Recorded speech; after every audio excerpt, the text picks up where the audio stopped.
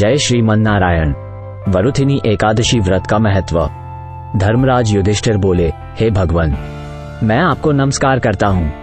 आपने चैत्र मास के शुक्ल पक्ष की एकादशी अर्थात कामदा एकादशी के बारे में विस्तार पूर्वक बतलाया। अब आप कृपा करके वैशाख कृष्ण एकादशी का क्या नाम है तथा उसकी विधि एवं महात्म्य क्या है।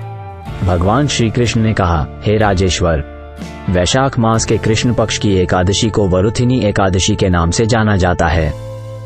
ये सौभाग्य देने वाली, सब पापों को नष्ट करने वाली तथा अंत में मोक्ष देने वाली है। इसकी महात्म्य कथा आपसे कहता हूं। वरुथिनी एकादशी व्रत कथा। प्राचीन काल में नर्मदा नदी के तट पर माधाता नामक राजा राज्य करते थे। वह अत्यंत दानशील तथा तपस्वी थे। एक दिन जब वो जंगल में तपस्या कर रहे थे, तभी न जाने कहां से एक जंगली भालू आया और राजा का पैर चबाने लगा। राजा पूर्ववत अपनी तपस्या में लीन रहे।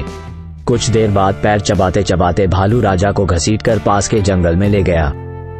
राजा बहुत घबराया, मगर तापस धर्म अनुकूल उसने क्रोध और हिंसा न करके भगवान विष्णु से प्रार्थना की। करुण भाव से भगवान विष्णु को पुकारा। उसकी पुकार सुनकर भगवान श्रीहरि विष्णु प्रकट हुए और उन्होंने चक्र से भालू को मार डाला। राजा का पैर भालू पहले ही खा चुका था। इससे राजा बहुत ही शोकाकुल हुए। उन्हें दुखी देखकर भगवान विष्णु बोले, हे वत्स, शोक मत करो। तुम मथुरा जाओ और वरुथिनी एकादशी का व्रत रखकर मेरी वराह अवतार मूर्ति की पूजा करो।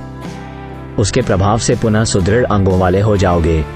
इस भालू ने तुम्हें जो काटा है, ये तुम्हारे पूर्व जन्म का अपराध था। भगवान की आज्ञा मानकर राजा माधाता ने मथुरा जाकर श्रद्धा पूर्वक वरुथिनी एकादशी का व्रत किया। इसके प्रभाव से राजा शीघ्र ही पुनः सुंदर और संपूर्ण अंगों वाला हो गया। इसी एकादशी के प्रभाव से राजा माधाता स्वर्ग गए थे। जो भी व्यक्ति भय से पीड़ित है, उसे वरुथिनी एकादशी का व्रत रखकर भगवान विष्णु का स्मरण करना चाहिए। इस व्रत को करने से समस्त पापों का नाश होकर मोक्ष मिलता है। बोलिए भगवान श्री हरि की जय।